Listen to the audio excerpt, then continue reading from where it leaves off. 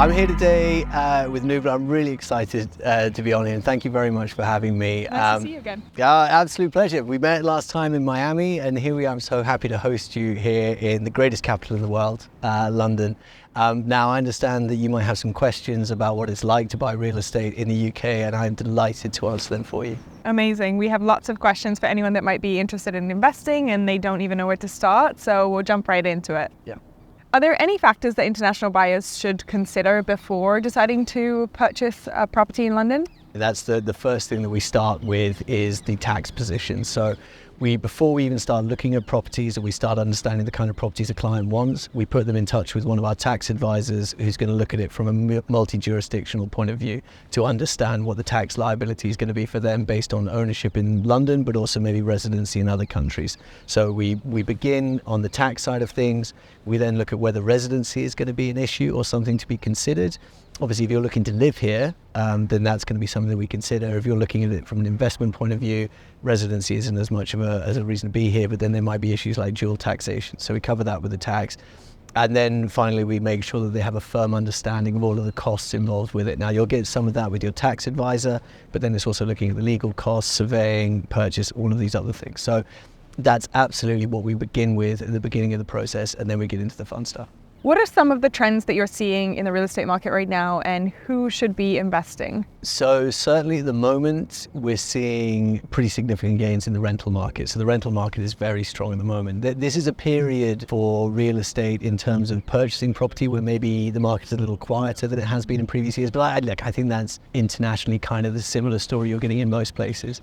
So it's a quieter market at the minute. Prices are a little bit subdued. The market is a bit subdued, but we've seen the rental market going a lot stronger, which is great for investors. But if you're looking at buying in London, now would seem, certainly on a sort of capital gains point of view, like a good time to be putting your money into the UK market, and particularly London, because this is one of the strongest areas to be investing in terms of that capital growth. But if you're looking to buy a property and then rent it out, we're seeing an awful lot of competition with renters. And mainly that's because a lot of first-time buyers are actually now looking at renting for a year whilst they see what's happening with interest rates. So particularly if you're a cash buyer, undoubtedly this is a great time to be in there and competing.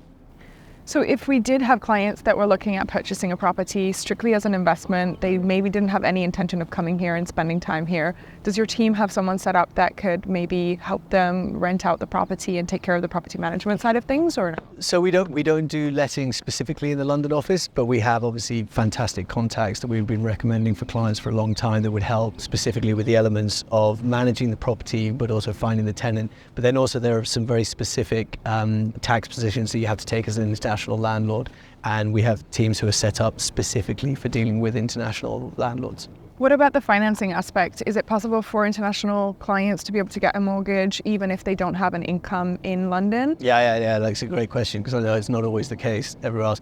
Anyone can get a mortgage in the UK. They're obviously based upon certain criteria, but also there would be about maybe the amount of deposit that you need to put down, the amount that you can borrow against the asset, and then maybe other things that you can borrow for in there. But ultimately, yeah, pretty much anyone can get a mortgage here. And what would the down payment deposit be roughly? Is there a percentage in terms of how much they have to put down? Yeah, anywhere from 25 to 35. Obviously, the more you put down, the better rate that you're going to get, or certainly the easier it's going to be to get a mortgage. But if you estimate around about that sort of 25%, but then that's with sort of standard traditional residential. If you're buying a new home, then they might have different payment structures where you can put down just like a £10,000 deposit when it's off plan. Then you could work away on sort of 10% payment plans going up to the point of then putting down your final deposit on completion. What is a regular term in terms of mortgages? So for example, I have a mortgage in the United States and they do a 25 to 30 year term. Whereas in Canada, we have 2, 3 and 5 year term. What does London look like? So you borrow your money on a 25, 35, maybe 40 year basis, but your fixed term is going to be for 2, 3 or 5 years. So they base it on if you stayed with them for the entirety of the lending period. But most people tend to take probably a 3-year mortgage rate that's fixed. And then at the end of that, they will then usually look to reapply for a new mortgage. So you're not fixed in for that considerable period of time. That's just how long they estimate for the paying off of the full mortgage. What advice would you give to someone that's looking to enter into the real estate market in London and that maybe isn't familiar with it at all? London is almost itself like a series of small villages, right? And different areas have different things that are going to appeal to different types of people. So first of all, I definitely recommend you get in touch with someone like me. When we're offering a buying service here in London, it's not just about going and finding the property and saying this is a great investment and now you should buy it, hand over your money. It's a case of like, what are the other services that you're going to require? We've talked about leading up to the purchase, about that pre-planning purchase stage, but then it's also post-purchase. It's the things that you may need whilst you're here as well, and it's the things you may need to help with that investment. So the number one thing is you've got to find the right person to work with. You can jump into any market and try and understand it for yourself and try and source a deal or whatever it may be, and that's not impossible. But I think having the professional advice of someone who knows the market intimately and also maybe understands the off-market space. You know, a quarter of the properties that sell in London are sold without ever coming to market. And to find those types of opportunities, you have to work with the right person who knows how to get in amongst them. What types of properties do your team specialize in or focus on? Look, England Vox, I think as a whole, we're kind of more of a premium real estate business. And I think that's what a lot of people associate us with. And that's certainly the end of the market that the team have been working in consistently for the last 15, 20 years. But we deal a lot in kind of, you know, we have clients who have kids coming to study in London, and that's always a big thing. And then they're looking for sort of 1 or 2 bedroom properties. So we don't discriminate on size or price. But London is, I mean, you know, when we talk about premium ends of the market, you go to different markets. Something that is premium there doesn't really touch the size when it comes to pricing in London. But we're here to help with every section of it. But I think certainly at the moment, particularly in terms of off-market transactions, the majority of them would be sort of 5 to 10 million plus, and then you've got the broader market, on-market stuff, which is maybe sort of from about 1 million up is going to be where you're sort of finding those types of deals. What are some of your favorite neighborhoods for maybe a first-time home buyer or an investor that isn't familiar with London? So I think if you're not that familiar with London, I think it's interesting to look at the really iconic sections of it. So Kensington, Knightsbridge, Mayfair, Chelsea.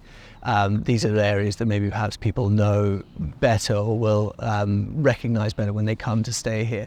First-time buyers, like there's a lot of, you know, London, as we're sort of mentioning these series of villages, you have central London or prime London within that central London. I mean, London is a big, big place. And if you start going to greater London, you've got some areas which are sort of commutable by train. So as a first-time buyer, you might be looking slightly further out, but yeah, I think for me, like those iconic areas of London, you can't beat that.